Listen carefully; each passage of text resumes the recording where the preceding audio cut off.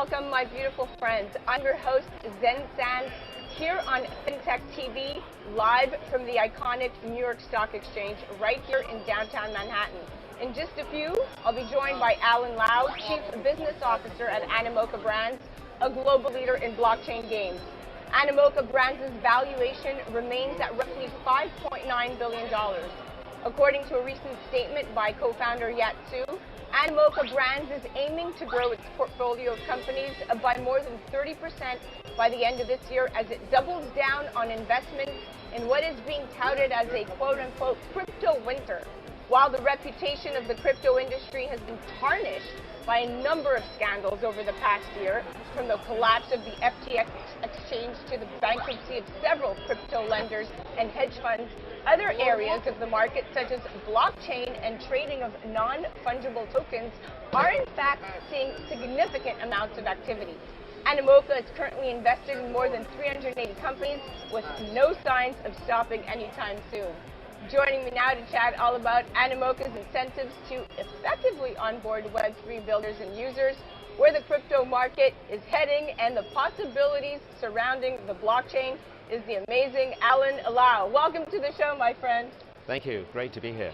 Thank you so much for coming here. Okay, well, let's jump in. Alan, please talk to me about what you feel the biggest possibilities in Web3 this year will be, and what should investors really be eyeing?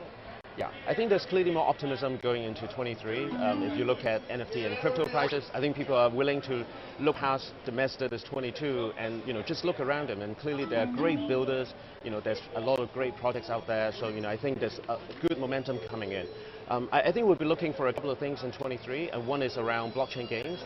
There are companies like Yuga Labs, already a leader in the industry, that is starting the year with a bang with the game Dookie Dash, which I think is generating a lot of excitement. 22 is also a year where a lot of seeds were sowed in game development, so I think we're going to see a lot of great games coming out. So blockchain game is a sector I think we're very bullish and excited about. The second thing is, I think Web3 is going to go beyond gaming. I think this year where we're going to see there's going to be Web3 element in music and entertainment and sports. Two of the companies that Animoca invested in, one of them is Pixelink, and we're building the music metaverse together with Pixelink. And with TinyTap, we're trying to decentralize education. Working with already a leader in Web2 education. So I think we're going to see Web3 going beyond gaming. And I think the third thing is there's going to be a lot of brands, the like of Starbucks, Nike, Disney coming into the market. I think will make people sit up and pay attention. So I think 23, we're looking for all those signs, and I think those are important things for us to look out for.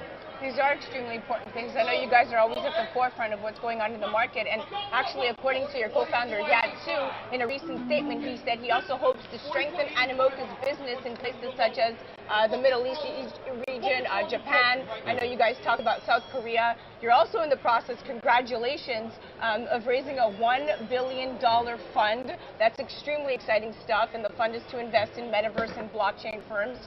So talk to me.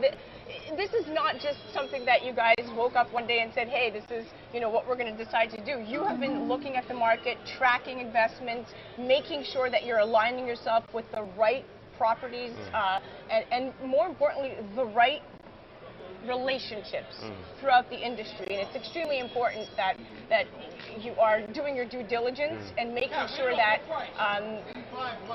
you have the ability to keep the bad actors out. When you look at what has happened in the industry, like FTX and the collapse of that exchange, you don't want to leave a sour taste in investors' mouths, and you guys have done such a good job being at the forefront and leaders in this industry, so I take my hat off to you. Okay, so moving on.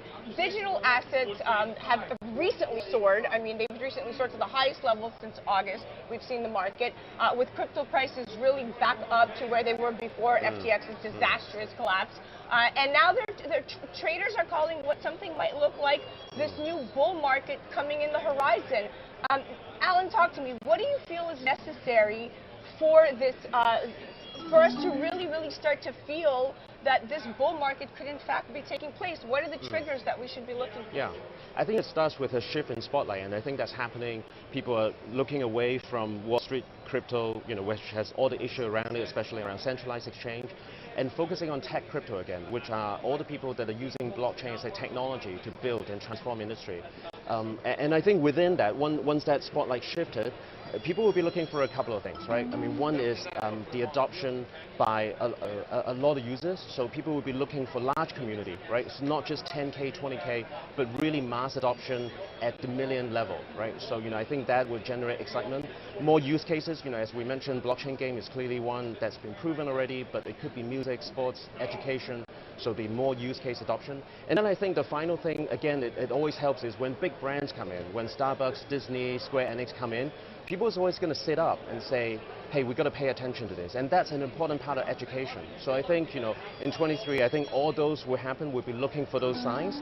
And, I think, we've got strong momentum going in right now. It should be a much better year than 22.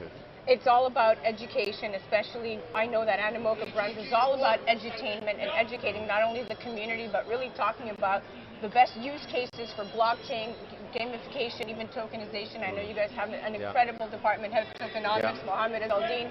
Big shout out to Mohammed. But right now it's all about incentivizing Web3 builders and users to really onboard. And that's what we've really been talking about in the last couple of weeks. We've seen the launch of a brand new, very exciting platform called Mocaverse. Please talk to me about what Mocaverse is and how this idea is really helping bridge the builders, the users, and really giving back to the community. Yeah. So Mocaverse is Animoca's first membership NFT collection. It really is a way of saying thank you to our OG supporters, everyone who supported us through our growth journey, our investors, our employees, companies that we invested in our portfolio, and also holders of Animoca issued tokens and NFTs. So the idea is, we're going to be creating an NFT that we give as a token of our appreciation, but it's also our commitment to say, let's come together as a stronger community, as a closer community, and doing more together. And I think this is really special because this is a collection where it's not just one company building utility, it's not just Animoca, but it's the 400 companies that we have in our portfolio. So right on day one, so there's a lot of rich utility around playing together, learning together, doing good together and building together. So we've got 4 different areas that we want to engage the community to do this. So what we've launched recently is we've announced that we're going to mint next month in February.